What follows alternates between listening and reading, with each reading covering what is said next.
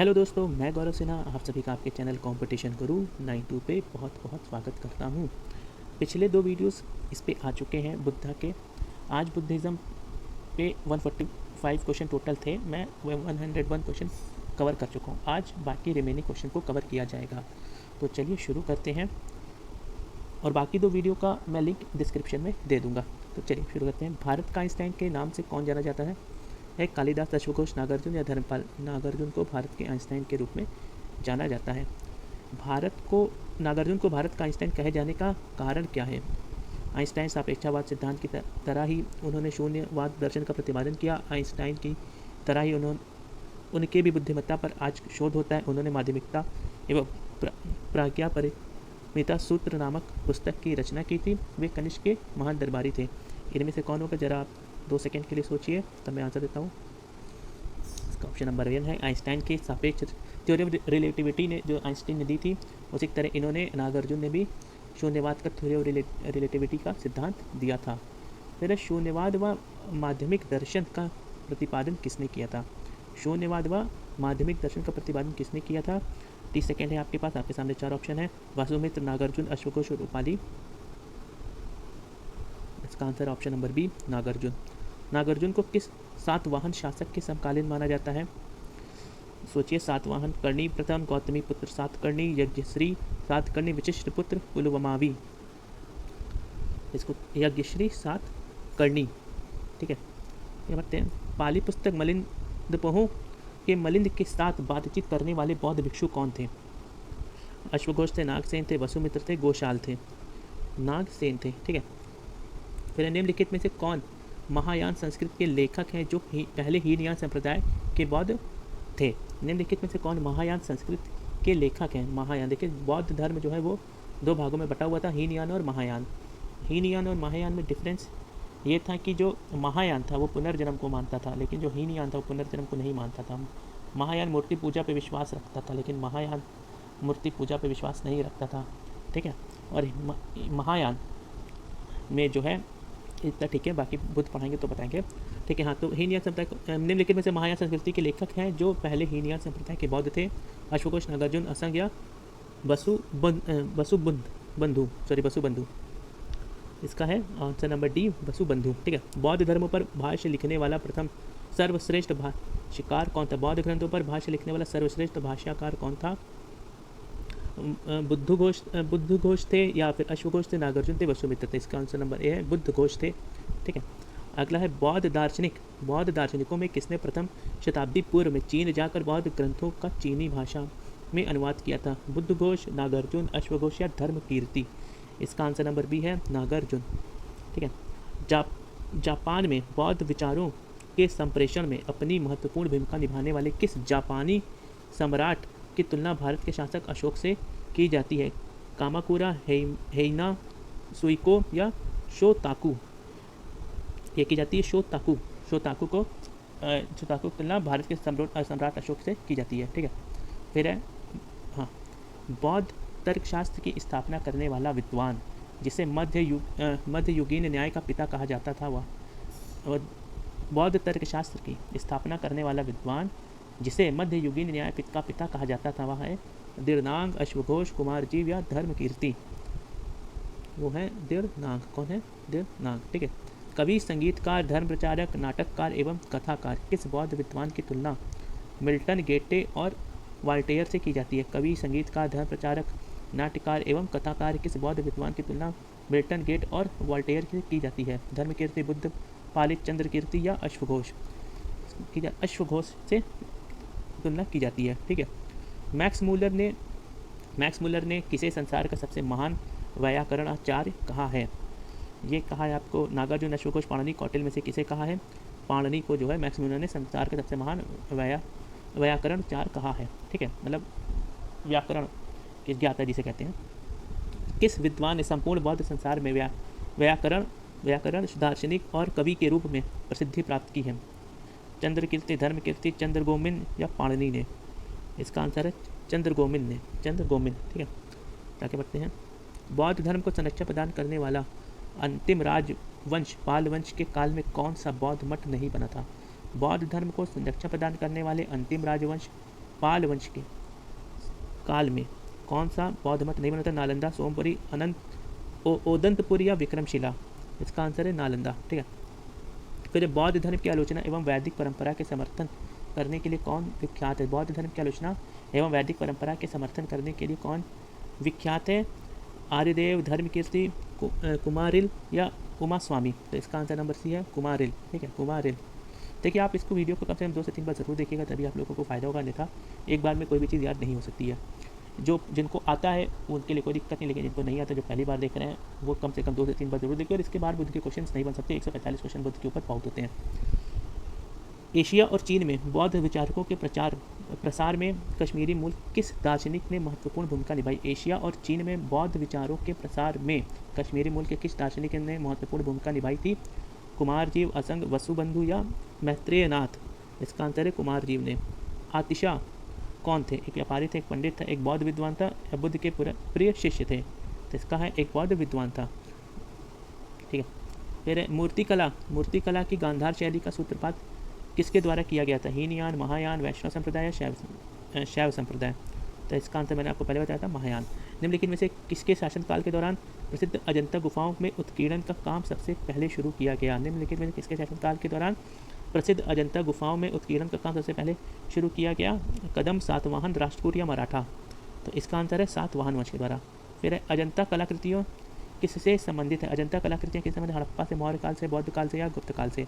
चाहे इसका answer number गुप्त काल है, बौद्ध काल नहीं, गुप्त काल है। ठीक है, कई बार पूछा भी है। उन स्तंभदार भवनों को क्या कहते हैं जिनमें बौद्ध भिक्षु पूजा करते थे? उन स्तंभदार भवनों को क्या कहते हैं जिसमें बौद्ध भिक्षु पूजा करते हैं? चैत्य कहते हैं, मठ कहते हैं, विहार कहते हैं, स्फूत कहते हैं? इसको चैत्य कहते हैं। क्या कहते हैं? चैत्य कहते हैं। ठीक है। फिर बौद्ध के पवित्र अवशेषों पर निर्मित गुंबदाकार वाली छत अर्धगोलाकार संरचना को क्या कहते हैं? बौद्ध के पवित्र अवशेषों पर निर्मित गुंबदाकार छत वाली अर्धगोलाकार संरचना को क्या कहते हैं? इसके ऑप्शन हैं, स्फूत कहते हैं, धर्मादेश कहते हैं, स्तंभ कहते हैं, एकाश्मक कहते हैं। तो इसको स्फूत कहते हैं। अशोक ने कितने हजार स्फूतों का निर्माण कराया था? अशोक ने कितने हजार स्फूतों का? 8, 40, 60 या 84? 84 हजार स्फूतों का अशोक ने निर्माण कराया था। बोरोबुदुर का स्फूत जो विश्व का सबसे विशाल तथा अपनी तरह का अकेला स्फूत है, का निर्माण शैलेंद्र वंश के शासकों ने कहाँ करवाया था? जावा जो कि इंडोनेशिया में पड़ता है, वहाँ कराया था। अंकोर वाट कंबोडिया में कराया था। रंगून म्यांमार में कराए थे। उपयुक्त में से कहीं नहीं कराया था। ये कराया था जावा, इंडोनेशिया में। फिर नीचे कुछ प्रसिद्ध बौद्ध स्थल दिए गए हैं, उनमें से कौन एक उस सही कालक्रम को सूचित करता है जिसमें उनका उत्कर्ष हुआ था? तो ये है आपका option number B, Sanchi Amaravati, फिर नागार्जुन कोंडा, फिर उसके बाद नालंदा। फिर कला की किस शैली से मानव के रूप में बुद्ध की प्राचीनतम प्रतिमा का संबंध है? कला की किस शैली से मानव के रूप में बुद्ध की प्राचीनतम प्रतिमा का संबंध है? मथुरा, गुप्त, गांधार या अमरावती? तो ये मथुरा कला शैली से प्राचीनतम रूप है। ठीक है। फिर आपका बुद्ध की भूमि स्पर्श मुद्रा वाली मूर्तियाँ उनके जीवन की किस घटना से संबंधित हैं? महाभिनिष्क्रमण, मारा विजय, धर्मचक्र प्रवर्तन या निर्माण? तो इसका आंसर है मारा विजय। ठीक है। दक्षिण भारत में निर्मित कौन सा स्फूत वहाँ का प्राचीनतम स्फूत है तथा उसे महास्फूत की संज्ञा दी गई है? अमरावती का, नागार्जुन कोंडा का, घंटशाला का या भट्टी प्रोलू का? इसका आंसर है भट्टी प्रोलू। ठीक है। अफगानिस्तान में बुद्ध की 2 विशाल मूर्तियों को निम्न में से किस स्थान पर नष्ट किया गया था? कांधार में, याका उला में, बामियान में या मज़ार ए शरीफ में? तो इसका आंसर है बामियान में। कहाँ पे? बामियान में। ठीक है। बौद्ध ने धर्म की निम्नलिखित विशेषताओं में से कौन सी एक जिसे इसे जैन धर्म से भिन्न करती है? मतलब कौन सी ऐसी विशेषताएं जो जैन धर्म से इसका डिफरेंस करती है? वेदों की सत्ता का स्वीकार, कर्म का प्रभावशीलता में विश्वास, अत्यधिक सुख और आत्मनिग्रह दोनों का तिरस्कार, सभी प्राणियों को क्षति पहुंचाने की अभिवृत्ति। तो इसका आंसर है ऑप्शन नंबर सी, अत्यधिक सुख और आत्मनिग्रह दोनों का तिरस्कार। निम्नलिखित में से कौन से तत्व पर बौद्ध तथा जैन अनुयायियों का सामान्य विश्वास नहीं था? बौद्ध तथा जैन अनुयायियों का समान विश्वास नहीं था। कर्म का सिद्धांत, ब्रह्मचर्य का सिद्धांत, अहिंसा, निर्वाण प्राप्ति के लिए कठोर तपस्या तथा शारीरिक कष्ट का। तो ये ऑप्शन नंबर डी है, निर्वाण प्राप्ति के लिए कठोर तपस्या तथा शारीरिक कष्ट का। भारत में जस्ट अ मिनट, भारत में बौद्ध धर्म के प्रसार के कौन से महत्वपूर्ण कारण थे? जन भाषा में सरल उपदेश, राजकीय संरक्षण, व्यापारी समुदाय का सहयोग, बौद्ध भिक्षुओं एवं मठों की भूमिका। तो इसका आंसर जरा सोचिए। इसका आंसर सभी है, 1 2 3 सभी है, मतलब उपरोक्त सभी हैं। ठीक है। आरंभिक बौद्ध धर्म की प्रसिद्धि के कारणों में निम्न में से क्या नहीं है? सिद्धांत की सरलता एवं पाली में उपदेश, प्रसिद्ध शासकों का संरक्षण, बुद्ध का सरल एवं शांति व्यक्तित्व, बुद्ध पूजा और दाह संस्कार संबंधी प्रथाओं की स्वीकृति। तो यही है, वृक्ष पूजा और दाह संस्कार संबंधी प्रथाओं की स्वीकृति। धर्म चक्र प्रवर्तन बौद्ध उपदेशों का केंद्र बिंदु था। निम्न में से कौन इसमें शामिल नहीं है? 4 आर्य सत्य, प्रतित्य समुत्पाद एवं अष्टांगिक मार्ग, द्वाशक निदान या दर्शक विषयक प्रश्न का प्रामाणिक विवेचन असंभव। तो ये आपका पड़ेगा, यही है डी वाला, दर्शन विषयक प्रश्न का प्रामाणिक विवेचन असंभव। ठीक है। बुद्ध ने निम्न में से किन बातों को नहीं मानते थे? वेदों की प्रामाणिकता, ब्राह्मणों की श्रेष्ठता, यज्ञों का फलोत्पादकता या पुनर्जन्म का सिद्धांत। तो ये आपका 1 2 और 3 जो है वो नहीं मानते, पुनर्जन्म का सिद्धांत को वो मानते थे। ठीक है।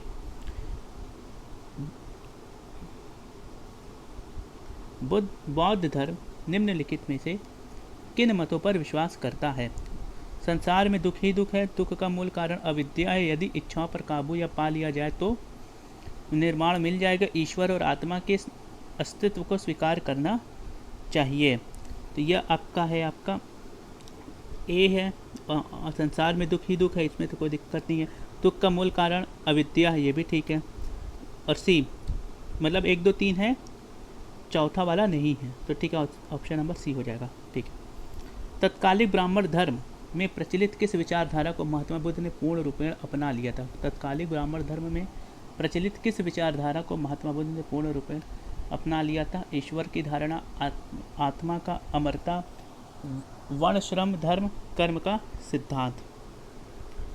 तो इसमें इन्होंने क्या अपना लिया था? तो कर्म का सिद्धांत जो है वो अपना लिया था। ठीक है। किस धर्म का यह मानना है कि इच्छा सब कष्टों का कारण है? तो ये जाहिर सी बात है, बौद्ध पढ़ रहे तो बौद्ध ही धर्म के होंगे। ठीक है।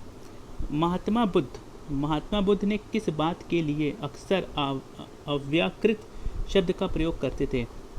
वेद एवं पुरोहितों के लिए शब्द क्या है? अव्याकृत। ठीक है। वेद एवं पुरोहितों के लिए, जन्म पुनर्जन्म एवं कर्म के सिद्धांतों के लिए, व्यावहारिक दृष्टिकोण से जिनका प्रामाणिक विवेचन संभव नहीं था, एकमात्र सत्य ब्रह्म के लिए।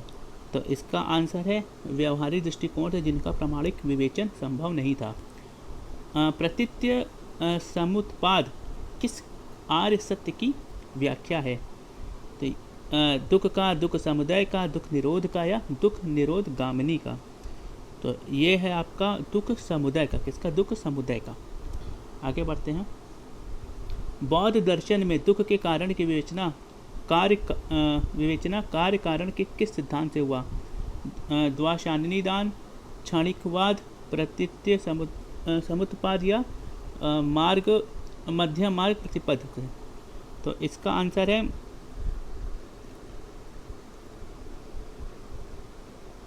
प्रतित्य समुत्पाद से। ठीक है। ठीक है, चलिए आगे बढ़ते हैं। बौद्ध बुद्ध, धम्म तथा संघ मिलकर क्या कहलाते हैं? बुद्ध, त्रिरथ कहलाते, त्रिवर कहलाते, त्रिसर कहलाते हैं या त्रिमूर्ति कहलाते हैं? तो ये कहलाते त्रिरत्न, और ये बहुत इंपॉर्टेंट कई एग्जाम में पूछा जाने वाला ये क्वेश्चन है, इसको थोड़ा ध्यान रखिएगा। वर्तमान विश्व का बौद्ध धर्म के प्रति ऋणी होने से क्या कारण है? मठ प्रणाली, सत्य का सिद्धांत, मध्य मार्ग या त्याग? तो यह है मध्य मार्ग। क्या है? मध्य मार्ग। और ये आज का लास्ट, बुद्ध के अनुसार निम्न में से किस एक का पालन कर निर्वाण की प्राप्ति की जा सकती है? निरंतर स्थित अवस्था में रहकर, अष्टांगिक मार्ग का पालन कर, संन्यास एवं तप का पालन कर, श्रद्धा भजन की, प्रतीक स्फूर्त की पूजा। तो यह है अष्टांगिक मार्ग का पालन कर। तो मैंने आपको बुद्ध में 145 क्वेश्चन करवा दिए हैं। आप इसको जाहिर सी बात है 2 से 3 बार आप ज़रूर वीडियो देखिएगा। इसके 3 वीडियो आए, ये तीसरा पार्ट था। तीनों पार्ट को ज़रूर देखिएगा और इसके बाहर आप क्वेश्चन आपको मिलेंगे नहीं। अच्छा, मैंने ये जिस किताब से बताया है उनका नाम है मुकेश बनरवाल। मुकेश बनरवाल की किताब के ये सारे क्वेश्चन हैं। तो ठीक है, मुकेश बनरवाल के सारे 145 क्वेश्चन हैं। ये मैंने कोई भी क्वेश्चन नहीं बनाया है, ये मेरे पास जो था मैंने दे दिया है आपको। तो चलिए मिलते हैं अपने अगले वीडियो में। तब तक मेरे चैनल को सब्सक्राइब और लाइक करना ना भूलिएगा। Thank you.